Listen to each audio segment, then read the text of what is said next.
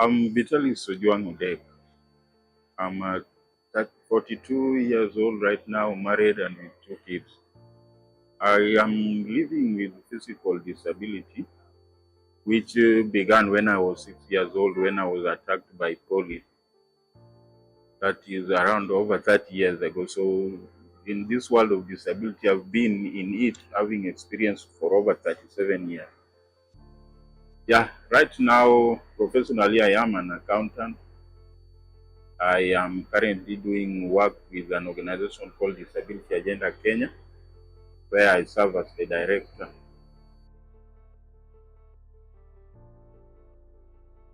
My motivation in getting into matters that pertain to disability started a long time ago. In fact, when I was there still a young boy, I think it started when I was in class 1, because the very year I was attacked by police, the very year that I joined the school, that was called Nyabondo Rehabilitation Center.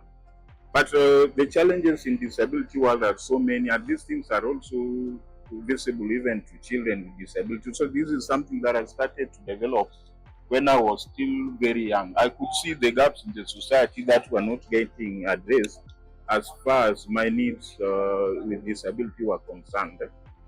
So this is what motivated me into becoming a vocal person with disability and generally to become an activist in disability matters, because there are several gaps in the society.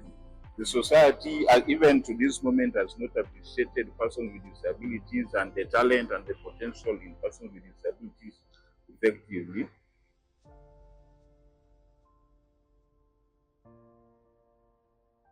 We've gotten several success stories. One, in the course of us coming together and voicing disability matters, we are able to come as disability fraternity in Kisumu County to come up with a Kisumu County Disability Act, which is now in place, that we expect implementation to begin sooner. So that is something that we count to be a very big success as far as our journey of activism on disability matters is concerned, because in that act, there are a lot of provisions that are very beneficial to persons with disabilities. That is a very big thing. We normally count that as a very big success on our side.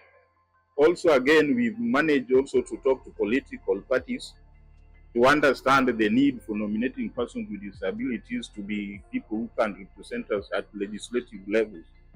We've succeeded in that. Right now, we have a representative at the County Assembly of Kisumu. We also have some representatives in various legislative levels.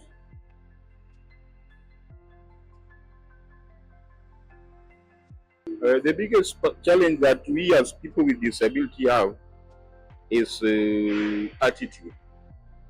Attitude to me forms the biggest challenge that we have as persons with disabilities, because attitude, when I talk about attitude, I consider it two ways. A person with disability, attitude in a person with disability, and also attitude in a person without disability. That next neighbor that sits around a person with disability contribute a lot to the attitude that the person with disability is going to have.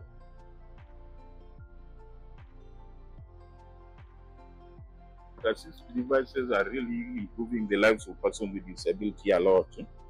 For example, me alone here, you see I walk on crutches, which I regard to be my assistive devices.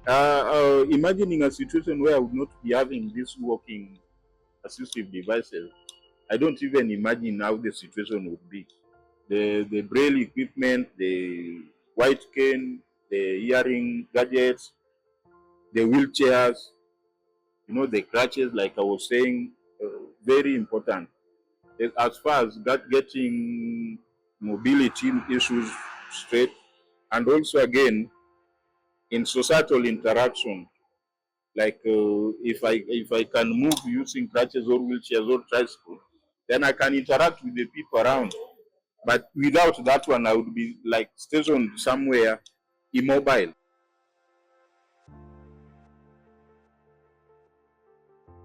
Challenges are there and a lot. When we advocate for the rights of persons with disabilities, we go to the people that we call the duty bearers.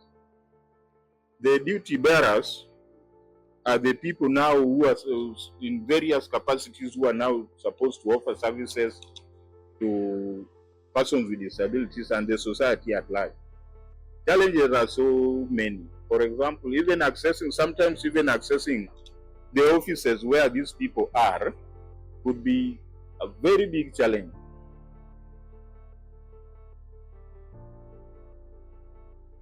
Policies that we currently have require a lot of review.